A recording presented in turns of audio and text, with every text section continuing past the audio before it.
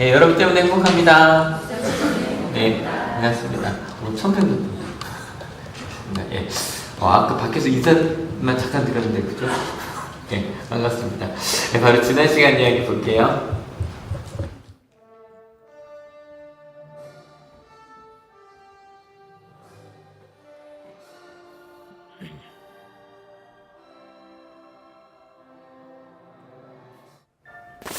네, 오늘은 바로 말씀으로 들어가겠습니다. 같이 읽을게요. 준비 시작. 사흘 뒤에 바울은 그곳 유대인 지도자들을 불러 모았다.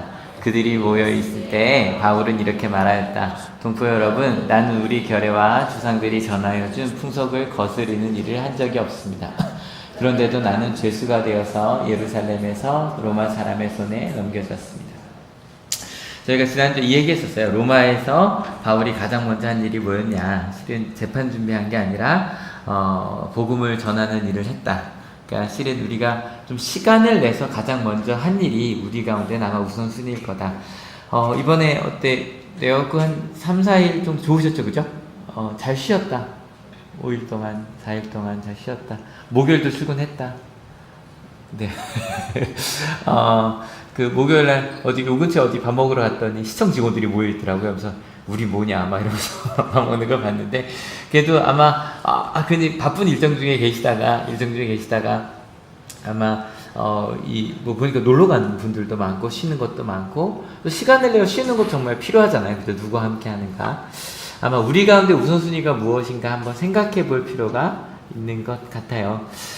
쉬는 것도 꼭 필요하고요. 바울에게는 그 우선순위가 예수님의 복음을 전하는 일이었다. 그래서 원래 바울은 어디 가든지 회당에 먼저 갔어요. 회당에 먼저 가서 유대인 회당에 가서 우리가 실은 십자가 못 박혀 죽게 했던 그 예수님이 바로 우리가 기다리던 메시아였다. 이게 그러니까 교회를 다니는 사람들에게는요 복음 전하기가 쉬워요. 그래서 여러분 조심하셔야 돼요. 이단들은요 절대 믿지 않는 사람들을 찾아가지 않아요. 이단들은 주로 교회 다니는 사람들을 찾아가요. 왜냐면 찾아가서 어제도 어디 이렇게 가는데 하나님의 교회라고 또 크게 이렇게 써있더라고요. 근데 가면서 본 게 왜 저 사람 저렇게 잘 될까 생각을 해보면 하나님의 교회는 지금 하나님의 어머니가 계시다고 믿잖아요. 돌아가신 안산홍 씨가 자기 예수님이라고 하다 돌아가셨거든요. 근데 어머니가 아직 아닌가요? 어머니가 잘 모르겠네. 근데 그분이 하나님의 어머니라고 하면서 계속 가고 있는 게 하나님의 교회거든요. 근데 어제 그냥 운전해 가면서 하나님이 딱 보자마자 생각을 한 거예요. 보이지 않는 하나님이 계시다고 말하는 것보다 저게 더 와닿겠다. 우리 눈앞에 있는 저 사람이 다 이 땅에 오신 예수님의 어머니다, 아니고 뭐라고 얘기하는 게 더 와닿겠다라는 생각이 조금 들더라고요. 근데 대부분 거기에 빠지는 분들이 거의 교회를 다니셨던 분들이에요. 뭐 신천지도 마찬가지다. 근데 그러니까 뭐 바울은 뭐 설명 많이 해야 되니까 하나님을 아예 뭐 믿지 않는 사람에게 뭐 설명하려면 이것저것 많이 해야 되잖아요. 근데 유대인 회당에서 가서 우리가 기다리던 메시아가 왔다라고 그분이 막 예수님이었다라고 말하면 되니까. 근데 지금 바울은 감옥은 아니고 쇠사슬에 묶인 채 있었다 그랬잖아요. 그러니까 이제 회당에 찾아갈 수는 없으니까 유대인 지도자들을 이제 부른 거였어요. 그리고 나 제일 먼저 한 말이 뭐였냐면, 나는 풍속을 거스른 일이 한 적이 없다. 내가 죄수로 보이지만 난 그게 아니었다. 왜냐면 뭔가 이야기할 첫인상이 되게 중요하거든요. 그래서 갑자기 이단 얘기를 하게 되네요. 근데 신천이나 그런 분들, 이렇게 빠졌던 분들 얘기를 들어보면 정말 친절하대요.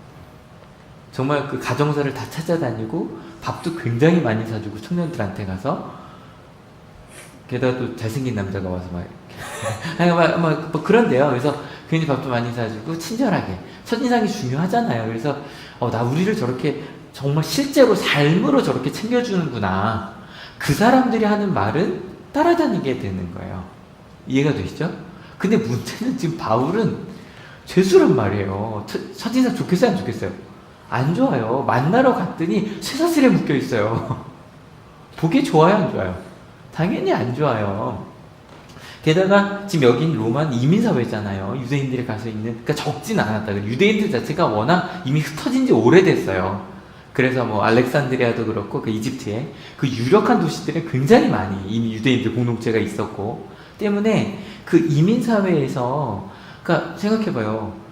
그 가끔 이제 뭐 어떤 사건이 터지면 벌써 10년 됐더라고요. 그 버지니아 공대에서 총기 난사했던 조승희 씨 8살 때 미국에 갔다고 하죠. 근데 괜히 한국 교포였다는 얘기가 나오고 나면 두근해요. 왜냐면 제 가족도 거기 많이 가 있는데 혹시 그것 때문에 해코지를 당하지 않을까? 지금 혹시 중국에 가족이 있으신 분들은 좀 그죠? 신경 쓰이시죠, 그죠? 이소영 목사님들도 잘 계시겠죠, 칭다오에. 아무튼 왜냐면 뭐 사드나 그런 것 때문에 혐한 뭐 이런 거 나오고 나면 실제로 어려움이 있으니까. 뭐 오사카에서도 뭐 여러 가지 일이 있었다고 하고. 그러니까 실은 뭐 이민 사회에서 해야 되는 건 뭐냐면 저도 작년에 이제 이스라엘 갔을 때 저는 그렇게 뭐 영사님이나 그런 분들 만나본 적이 없는데 처음으로 가서 영사님도 뵙고 공사님이랑 2박 3일 같이 보냈거든요. 이스라엘 영사님들이랑. 이번에 받은 이스라엘에서 뭐 재외국민 투표했다 그러는데 다 가족들 다 있더라고요. 근데 그분들이랑 오래 얘기를 나누면서 진짜 멋있었어요. 와, 정말로 그분들이 하시는 일은 그러니까 뭐래도 하나 이민사회에서 문제가 생기면 전체가 다 문제가 생긴다는 거예요.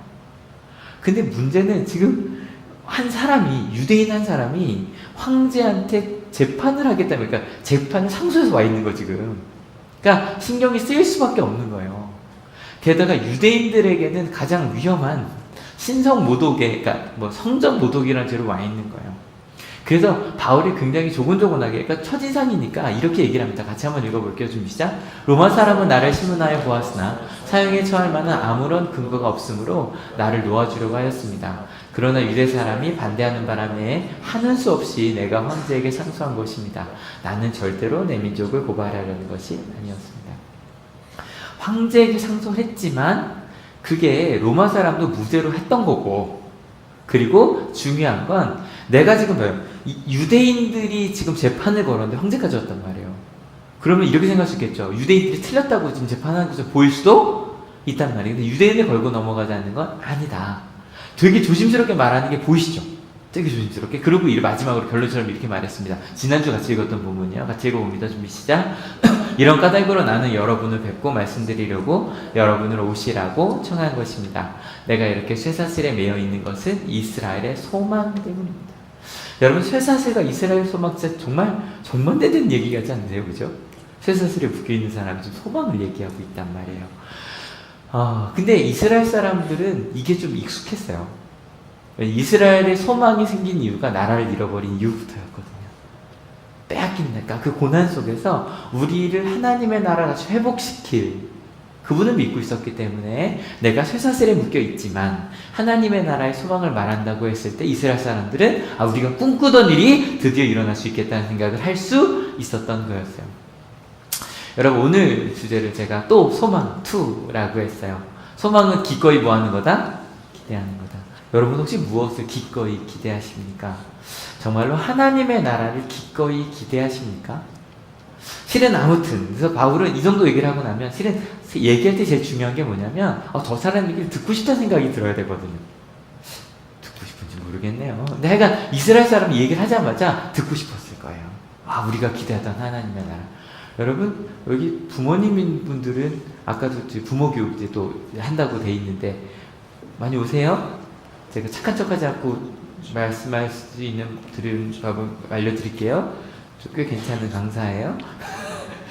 정말 한번 와보세요. 약간 좀 이렇게 땡겨지는 얘기들인 거예요. 그래서 좀 얘기하는 거, 편견을 좀 내려놓고, 내가 지금 세상에 묶여있고 죄인이지만 편견을 좀 내려놓고 내 이야기에 귀를 기울여달라고 얘기를 한 거예요. 근데 바울이 이렇게 조심스럽게 얘기하는 게 그 다음에 유대인들의 이야기를 들으면 조금 쑥스러워져요. 같이 한번 읽어볼게요. 준비 시작. 그들이 바울에게 말하였다. 우리는 아직 유대로부터 당신에 관한 편지를 받은 일도 없고 동포들 가운데서 아무도 여기에 와서 당신에 대해서 나쁘게 말하거나 소문을 낸 일이 없습니다. 괜히 말끝냈죠. 그죠? 들어본 적도 없다는 거예요. 아마 실은 이랬을 것 같아요. 분명히 지금 바울이 붙잡은 게 최소한 2, 3년 전이거든요. 3년 전이라고 할게요. 3년 전만 해도 바울이 다니는 모든 곳에서 바울만 가면, 그러니까 지금 로마까지는 아니었지만 그 바로 이제 해협을 건너가면 있는 그리스나 뭐 마게도냐나 뭐 아시아는 끊임없이 문제가 일어나서 막 사람들이 유대인들이 찾아가서 바울은 위험한 사람이다라고 문제를 일으켰던 게 사실이에요. 3년 전 일이고요. 금방 잊혀지는 거죠. 게다가 문제는 지금 여기 로마란 말이에요. 여러분 로마에서는요, 가끔 여기 서울 살아보신 분들은 아실 거예요. 부산도 시골이라고 생각하는 분들이 서울 분들이에요. 그래서 서울 이야기가 아니면 별로 관심이 없어요. 실은 미국 사람들도 그래요. 미국 사람들도 큰 나라잖아요. 다른 나라에 크게 관심이 없다고 들었는데 무슨 그런가요? 관심 많나요? 뭐 자기들 사이에 이마 워낙 크기 때문에. 그러니까 재밌는 게 스페인이라는 나라도 그래요. 스페인도 거의 전 세계를 지배했던 나라죠. 스페인은 영어를 진짜 못해요. 근데 우리가 그렇게 큰 나라인데 영어를 왜 해야 되냐는 거죠. 그러니까 실은 로마에서 그 변방인 그리스에서 무슨 일이 있어봤자 별 관심도 갖지 않았던 거예요. 근데 그들이 온 이유가 있어요. 같이 읽어볼게요. 준비 시작. 우리는 당신에게서 당신의 생각을 들어보고 싶습니다. 이 종파에 대하여 우리가 아는 것은 어디서나 이 종파를 반대하는 소리가 높다는 것입니다. 그들이 알고 있는 게 하나가 있는데, 그리스도인들이라고 하는 예수를 그리스도로 믿는 어떤 종파가 있는데, 그 사람들은 어디 가나 좀 시끄러웠다는 얘기는 들어본 적이 있다. 근데 생각을 해보니 당신은 그리스도인이라는 걸 우리가 알았다. 그러니까 좀 확인을 해보려고 온 거다. 이 정도 되면 이제 그거 좀 문제 일으킨 사람 오면 대상을 가봐야 될 거 아니에요? 그런 마음으로 딱 온 거예요. 근데 이쯤 되면 좀 의아해요. 왜냐면 성경을 좀 읽어보신 분들은 로마서에 보면 로마 교회에 막 33명에게 막 바울이 막 인사합니다 막 보내거든요. 최소 중직자만 33명인 교회예요. 그러니까 아마 그 당시에 다 가정교회이기 때문에 뭐 중직자만 33명이 적지 않은 교회예요. 하지만 로마라고 하는 그 큰 도시에서 그거는 보이지도 않는 숫자였겠죠. 그죠? 근데 그럼에도 불구하고 이민사회에서 그 정도로 아주 칭찬받는 로마 교회가 있었다면 왜 그리스도인들을 로마 유대인들이 몰랐을까라고 생각해 볼 수 있어요. 그건 역사적인 사건이 하나가 있어요. 클라우디우스라고 하는 실은 사도행전 19장에도 글라우디오라고 나오나요? 그렇게 나오는 그 황제가 한 명 있어요. 근데 그 황제가 유대인을 추방시킨 사건이 하나가 있어요. AD 49년이에요. 여러분들 AD 기원 후라고 하죠? AD가 혹시 무슨 약자인지 아세요? 좀 쉬운 것부터 BC. BC는 좀 쉬워요. Before Christ예요. 그리스도이죠. AD는 라틴어예요. 아노 도미니라고 하는 도미니가 주님이거든요. 아노가 그 아노 도미니 하면은 주님 영광의 뜻이라고. 저 라틴어 저도 배운 적이 없어서 그냥 주님 영광 이후라고 이야기를 해요. 그러니까 예수님께서 태어나신 뒤에 49년쯤에 있었던 일이에요. 이런 게 실제로 역사에 남아있어요. 같이 한번 읽어볼게요. 준비 시작. 유대인들이 크레스투스의 선동으로 문제를 일으킴으로 그들을 로마에서 추방했다 라고 되어 있어요. 근데 이게 뭐 여러 가지 찾아보니까 정말 칼리큘라부터 다 나오더라고요. 바루종 황제가 칼리큘라거든요. 좀 유명한 황제죠. 폭군으로 다양한 일들로.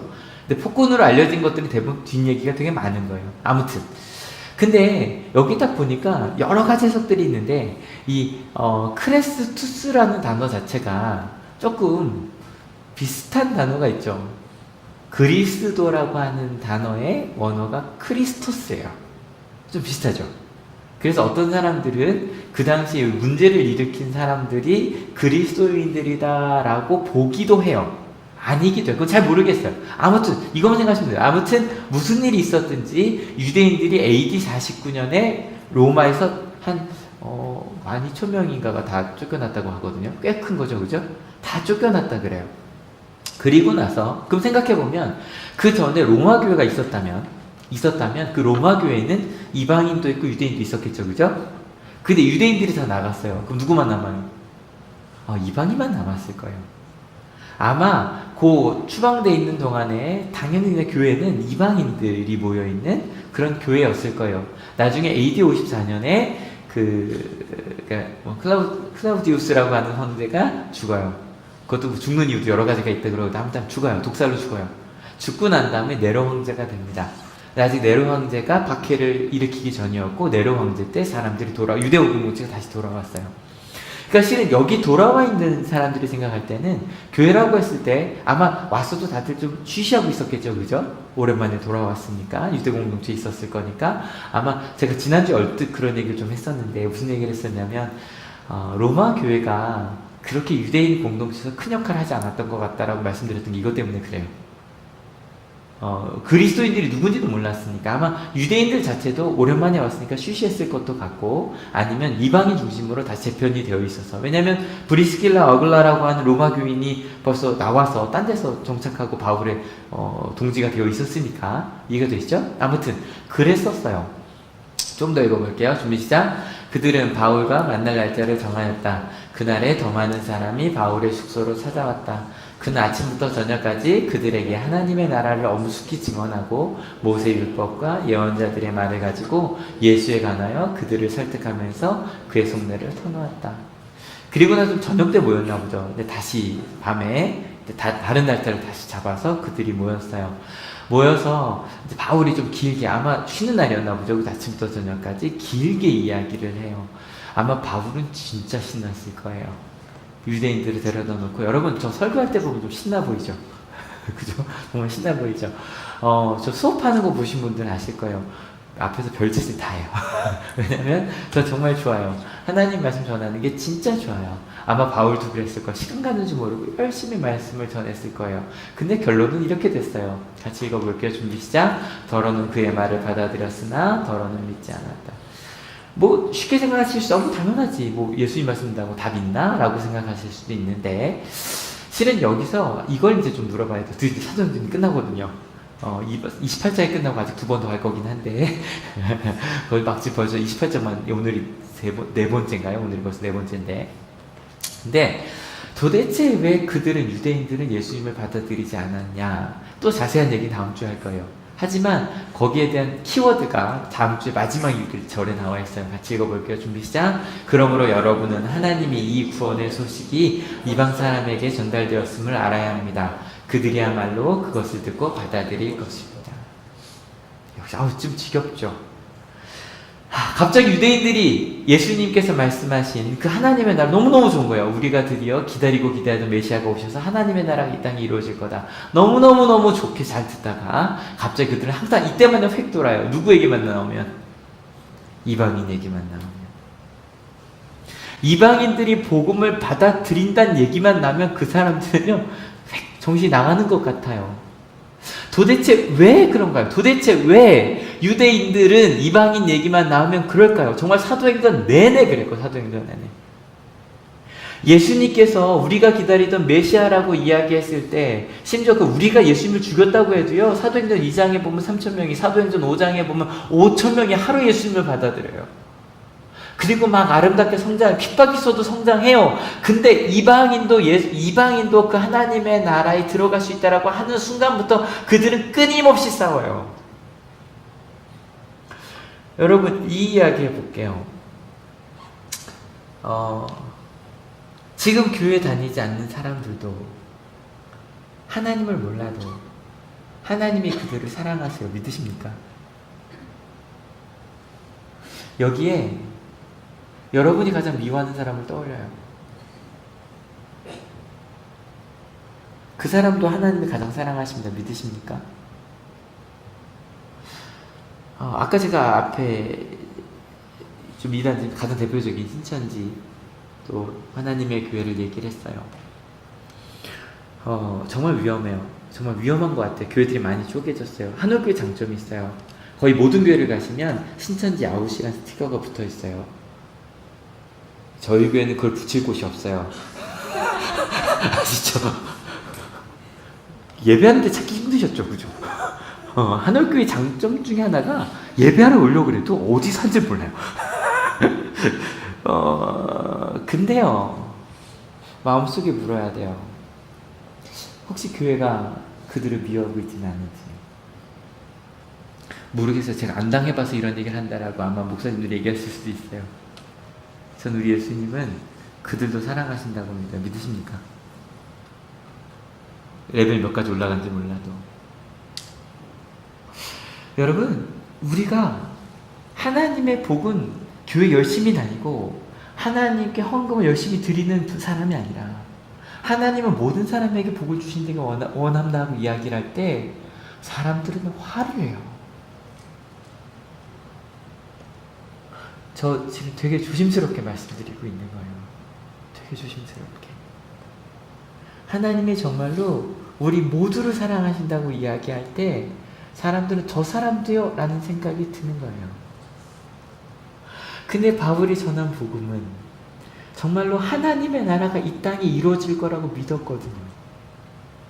바울이 믿은 복음은 정말로 우리 유대인들만이 아니라 이렇게 생각하시면 돼요. 유대인들은 우리예요.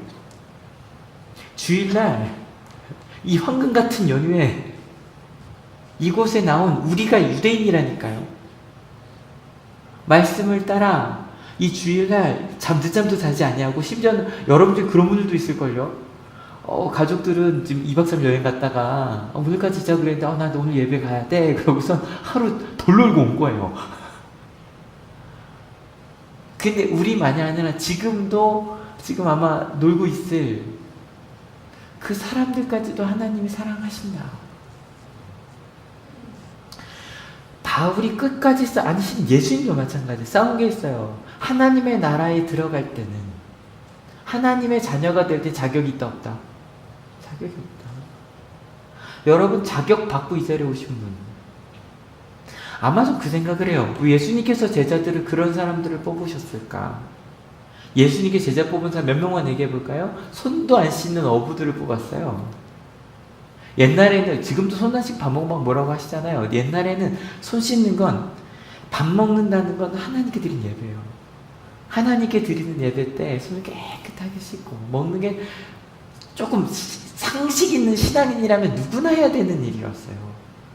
근데 어부들은 그럴 정신도 없어요. 생각해봐요. 그냥 거기 회는 안 먹었겠지만 그냥 막 잡고 와서 먹을 때 손 닦고 먹었을까요? 그냥 먹었을 거예요. 그죠? 그것 때문에 싸워요. 심지어 유대가 아니라 로마를 위해 열심히 일하던 세리를 불러요. 바울은 어떤 사람이에요? 예수님 믿던 사람들 핍박하던 사람이에요. 그런 사람을 사도로 제자로 세우셨어요.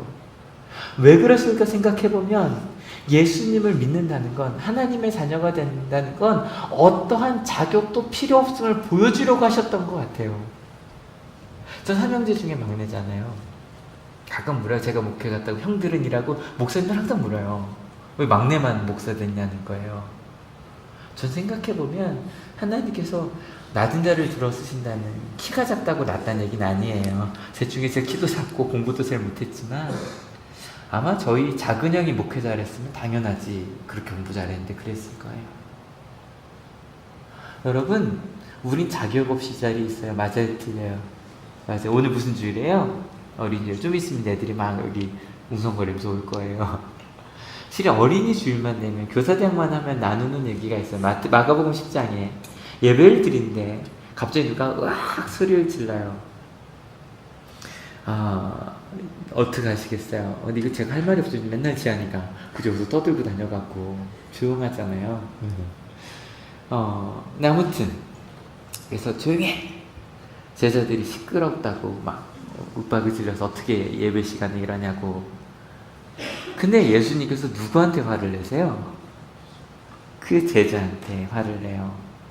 그리고 나서 이야기해요. 그 떠드는 어린이를 딱 세워놓고 이 어린이가 하나님 나라의 주인이라고 말해요. 그리고 꼭 안아주세요. 그리고 이야기하세요. 그러니까 축복해 주셨다라고 그래요. 축복하고 돌려보내 주셨다라고. 실은요, 예수님께서 이 땅에 오셔서 이야기하신 것, 예수님께서 말씀하신 하나님의 나라는 그 어린아이 하나도 누구도 여러분 옛날에는요, 지금은 애를 위해 살잖아요. 그죠? 애를 위해 살잖아요. 어저께 그 지한이 사촌 돌잔치가 있었어요. 돌잔치가 있는데 일단 지한이가 언니예요. 믿기지 않죠? 고만한 애가 언니예요. 5월 6일 태어나고 지한이는 10월생이니까. 근데 먼저 지한이가 울기 시작했어요. 그리고 좀 있다가 주인공도 울기 시작했어요. 좀 있다 온 아이도 울기 시작했어요. 14명이 모였는데 3명이 울어요. 제가 예배를 어떻게 진행했는지 기억이 안 나요. 3명이 우는 상태에서 예배를 진행했어요. 그리고 밥 먹는데도 뭐 정신이 없었어요. 근데 화내는 사람이 있었을까요? 없었을까요? 없었어요. 잔치에는요, 지금 그 아이를 위한 잔치거든요. 그죠? 개가 온다고 누가 화를 내요? 속은 상하죠. 요거 좀 맛있는 거 먹었으면 좋겠는데 뷔페 38,500원짜리인데 속은 상하지만 누구도 화내지 않아요. 잔치자리는 그런 거예요. 잔치자리는 누구나 와서 기쁨을 갖는 거예요. 그래서 실은 초대교회는 그런 잔치자리 같았어요. 와, 우리처럼 아무것도 아닌 사람들이 하나님의 사랑을 받았네? 너무너무 좋았어요. 근데 갑자기 교회 안에도 또 다른 자격이 생기기 시작한 거예요. 너 유대인이 아니야. 너 율법 지키고 있어? 안 지키고 있어? 너 은사 받았어? 너 방언 받았어? 설교 잘해? 아니면 전도하고 있어? 봉사 많이? 얼마나 사역 열심히 하고 있어? 봉사 왜 안 해? 지금 직분 뭐야? 무슨 심지어 여러분 그렇다면서요. 큰 교회 장로님은요, 작은 교회 장로님한테 그런데요, 작은 교회 장로가 장로냐고 웃기지도 않죠, 그죠? 그렇대요. 헌금 얼마 냈냐고. 어느 순간인가 자격이 생겼어요. 실은 박준호 장로님 되실 때 물어보더라. 목사님 뭐 해야 돼요? 그러시길래 하지 마세요 그랬어요. 장로님이 뭘 하시면 그 다음부터 뭘 해야 돼요. 대신에 열심히 성도님들 사랑해주세요. 여러분, 뭐 교례 장정이 있어요. 뭐 가급적 인가기도 가족이 함께 나오는 이어야 한다. 예배를 다 참석해야 된다. 그런 뭐 요건들이 있어요. 필요하겠죠. 근데 여러분 꼭 기억해 주세요.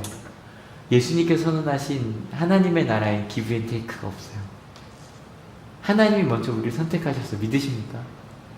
그 사랑을 받은 이들이 사는 거예요. 이번 주 루키 열심히 보셨어요?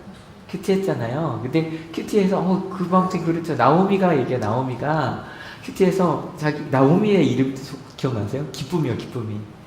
남편이랑 두 아들들 다 죽고 며느리 한 명 데리고 오는데 사람들이 불러요. 우와, 저기 10년 만에 우리 동네 사람 기쁨이가 온다.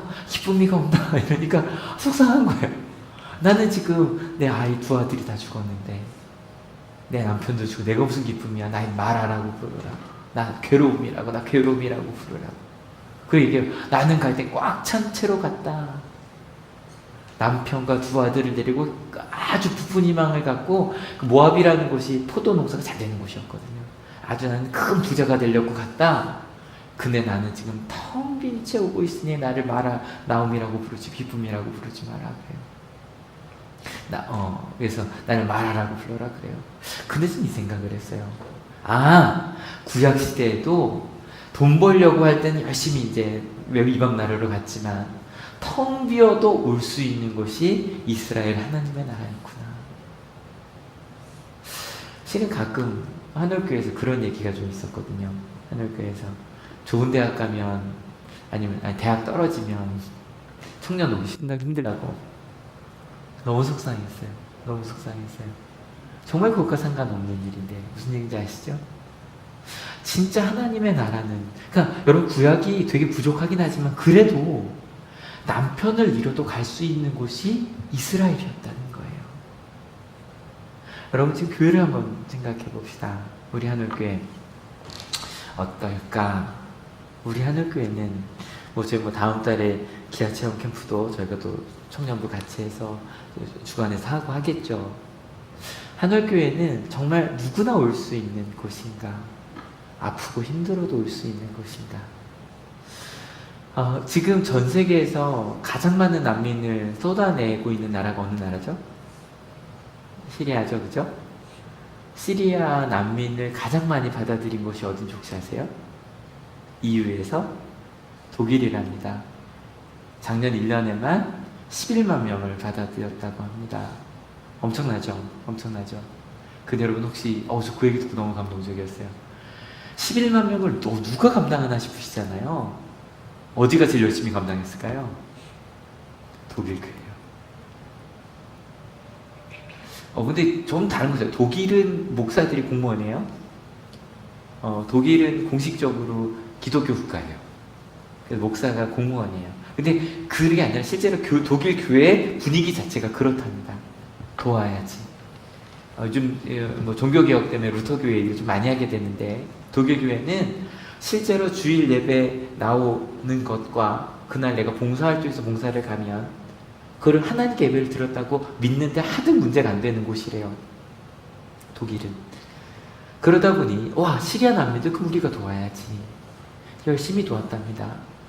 근데 여러분 혹시 아십니까? 한국에서 난민을 받아들이자 그럴 때 가장 많이 반대한 단체가 있습니다.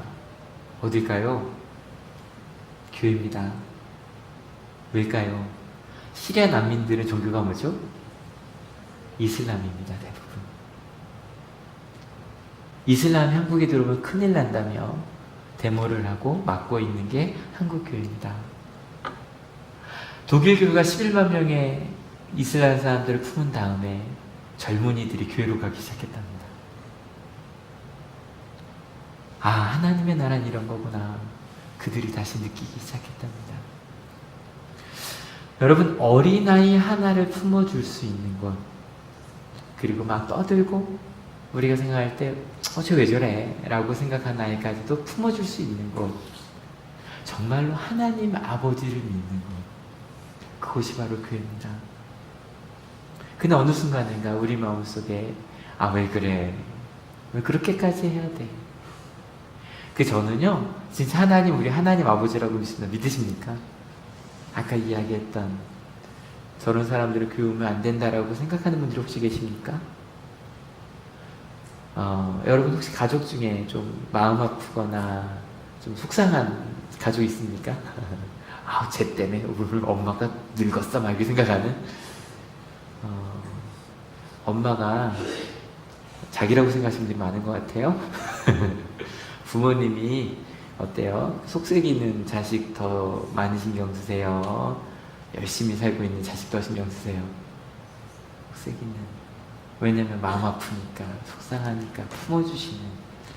전 하나님이 뭐 지금 그분들이 속썩이는 분이라는 얘기 아니고, 그건 아니고, 하나님 많이 속상해 하시고 품고 싶어 하세요. 믿으십니까? 그리고 전 진짜 이 세상이 하나님께서 창조하신 곳이라고 믿어요. 그래서 이 땅에 많은 가치들이 있지만 전 정말로 하나님께서 이 땅을 만들어 가실 수 있다고 믿어요. 믿으십니까? 저는 진짜로 믿어요. 하나님의 나라는 예수님께서 이야기하셨듯이 1시간 일한 사람과 12시간 일한 사람이 같은 상급을 받는 곳이라고 믿어요. 가끔 새가족 교육을 하다 보면 그런 얘기를 해주신 분들이 있어요. 목사님, 저는 실은 교회 다니는 게 너무 부끄러워요.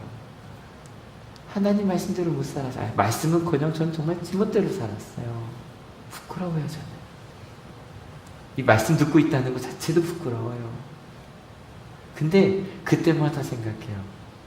야, 저분은 하나님 나라에서 정말 기뻐하시겠다. 하나님. 여러분, 여기서 하나 더 생각할 게 있어요. 여기는 더러는 그의 말을 받아들였으나 더러는 믿지 않았다라고 되어 있잖아요. 근데 이게 원래 저희가 있던 개역개정에 보면 둘 다 믿는다라고 되어 있어요. 믿었으나 믿지 않았다라고 되어 있는데 세 번째서 이렇게 바꾼 이유가 실제로 단어가 달라요. 어떻게 다르냐면 첫 번째 받아들이다는 단어는 설득당하다라는 뜻이 있어요.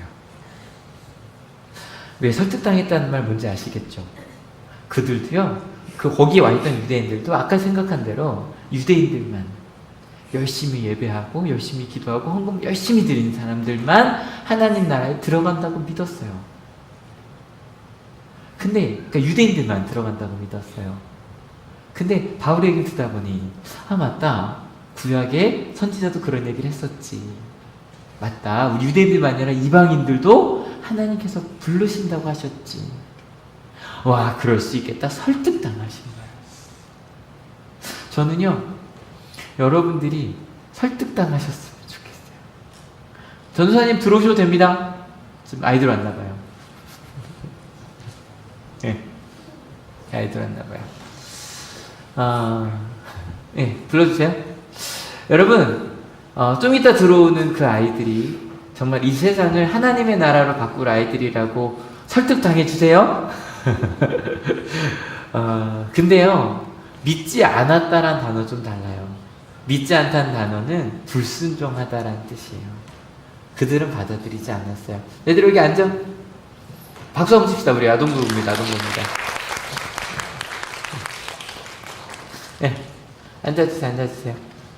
와, 역시 저기 있네요. 애들이 황사가 심하다 보니까 마스크 많이 끼고 오네요. 네, 그렇지. 여기 앉아주세요. 앉아주세요. 네, 여기 앉으시면 돼요. 여기도 3명 앉으시고. 박수 한번 크겠죠? 한 번 더 크죠? 와.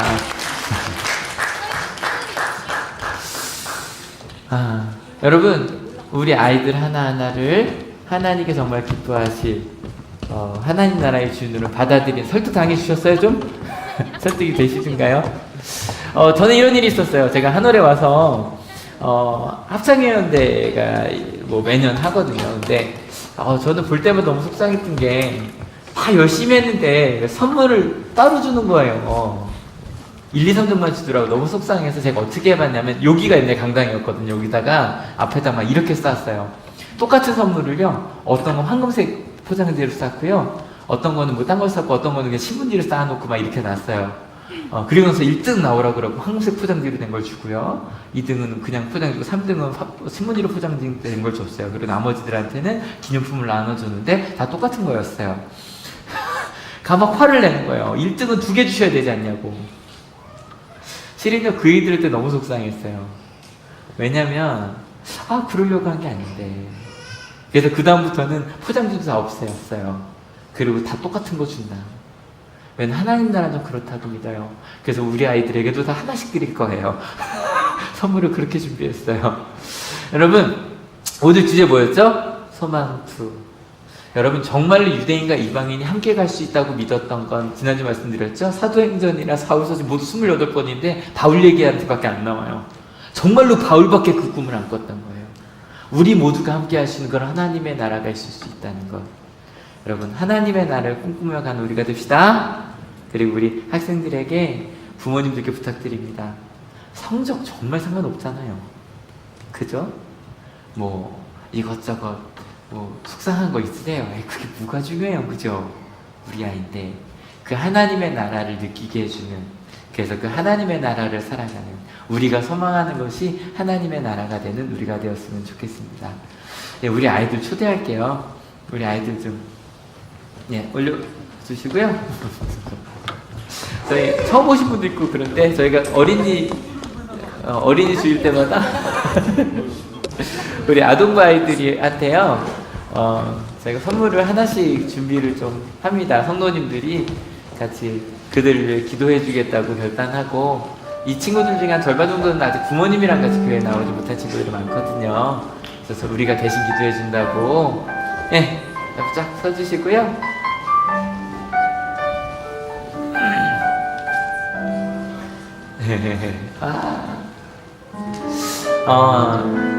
여기 하나님 나라의 주인들이 이렇게 많이 있습니다. 여러분도 하나님 나라의 주인이에요. 걱정하지 마세요.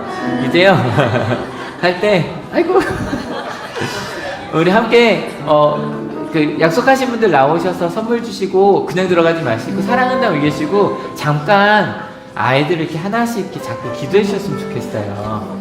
아시겠죠? 아시겠죠? 우리 약속하신 선물 우리 드릴게요. 선물 드릴게요.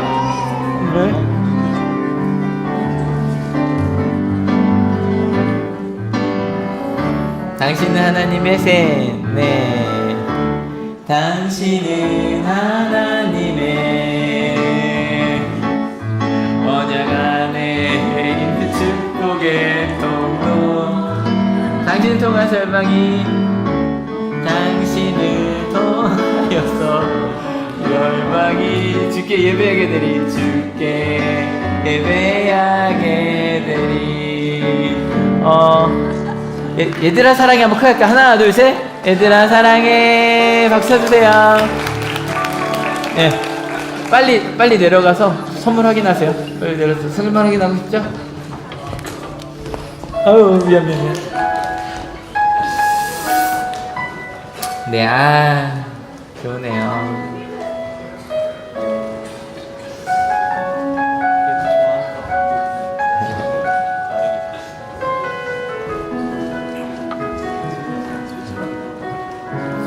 아이고, 예쁘죠? 예쁘죠? 네, 이 시간 저희 찬양 부르고 기도하려고 합니다.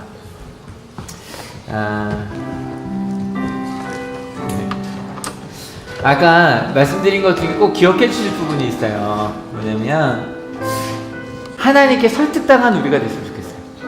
하나님의 나라. 실은 제가 지금 되게 열심히 말씀을 전하고 있어요. 아침에 지안이가 또 병원에 입원을 했어요.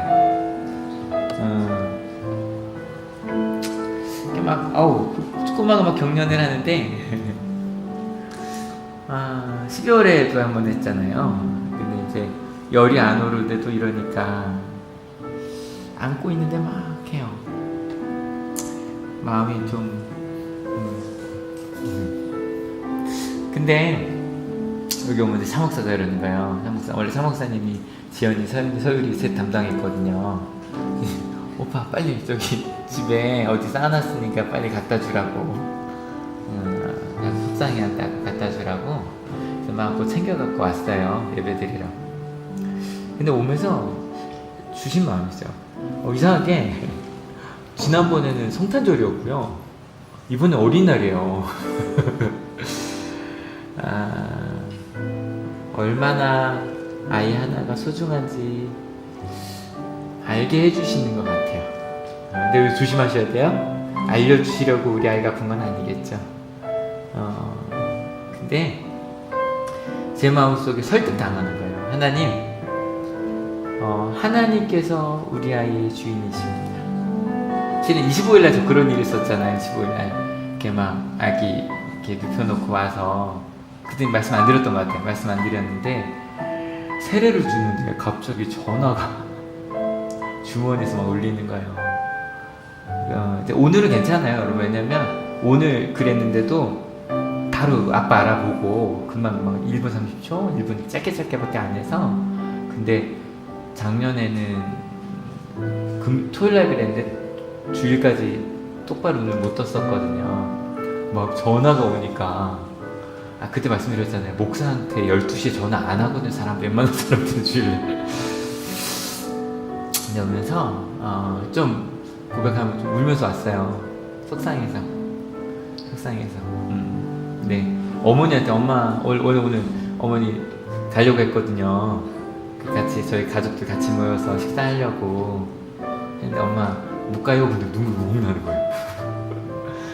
그냥 엄마한테 그럴 수 있잖아요. 엄마한테는. 그러고 오면서 하나님 우리 주인이십니다. 하나님이 저는 지금 지안이랑 같이 없지만 하나님이 함께 하실 줄로 믿습니다. 그리고 우리 한올교회 하나님이 주인이신 줄로 믿습니다. 여러분, 우리 마음 가운데 그 욱하는 마음들이 아시죠? 저 사람도 하나님 믿는다고? 제 교회 다니면 나도 안 다녀. 교회 다니면 이렇게 해야 되잖아. 나 정도는 해야 되잖아. 그때마다 예수님 십자가를 생각하고 설득당하는 우리가 되었으면 좋겠습니다. 예수님 우리 왕이시라고 하나님이 주신 그 땅에 우리도 같이 거하게 원한다. 같이 고백합시다. 예수 우리 왕이여. 예수 우리 왕이여. 이곳에 오셔서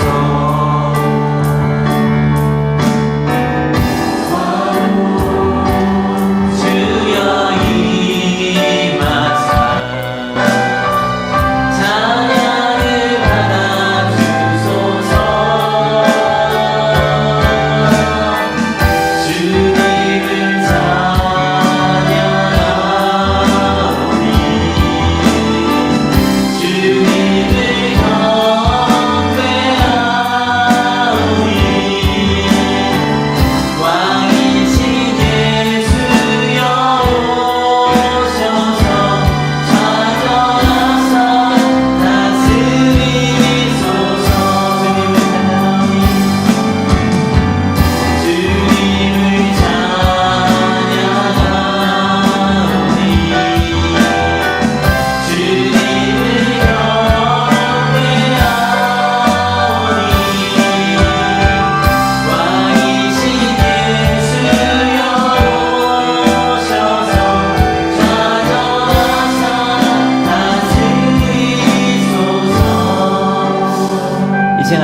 기도하기 원합니다. 기도하실 때 하나님, 여러분 혹시 하나님께 설득당하지 않는 부분들이 있지 않으십니까? 내가 정말 널 사랑해, 넌 정말 소중해 라고 말할 때 하나님, 제가 어떻게 소중해요? 저 이런 일이 있었는데요? 하나님이 저 사랑하시면 왜 내게 이런 일이 있어요, 하나님? 근데 오늘 오면서 그런 생각이 드는 거예요. 와, 아기가 조금 경련을 하는데도 이렇게 눈물이 나고 마음이 아픈데, 예수님은, 하나님은 얼마나 우리를 사랑하시면 자기의 독생자 예수를 십자가에 못 박히기까지 그 길을 걷게 하셨을까? 죽음까지 하나님 같이 가신다고, 죽음이 끝이 아니라고, 네가 지금 아무리 어렵고 힘든 상황에 있어도 나 너와 함께하고 있다고 그 얘기해 주시려고 그 마음으로 그 길 걸어가셨구나. 여러분, 설득당해 주세요. 여러분은 정말 소중하고요, 하나님은 정말 여러분을 사랑하세요. 똑같이 설득당해 주세요. 하나님은 여러분 옆에 있는 사람을 정말 사랑하세요.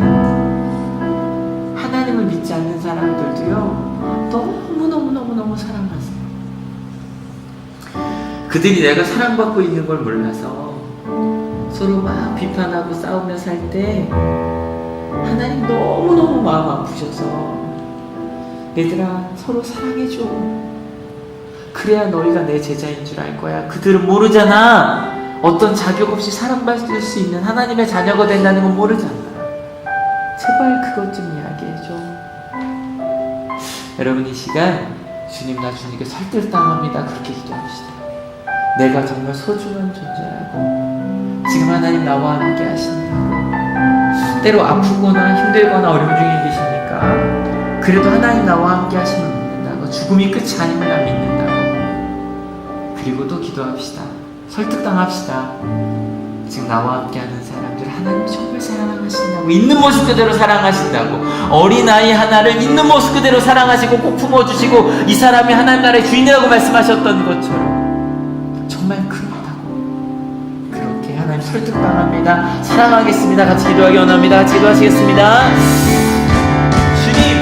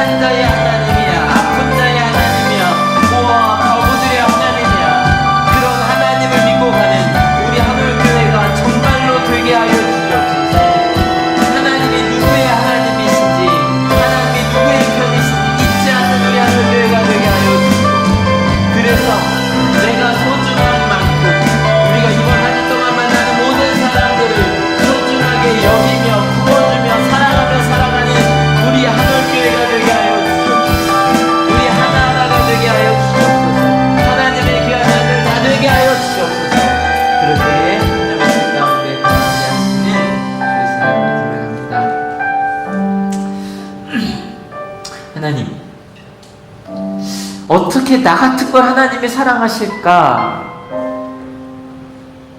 자격 없는데, 하나님께 사랑받을 자격 하나도 없는데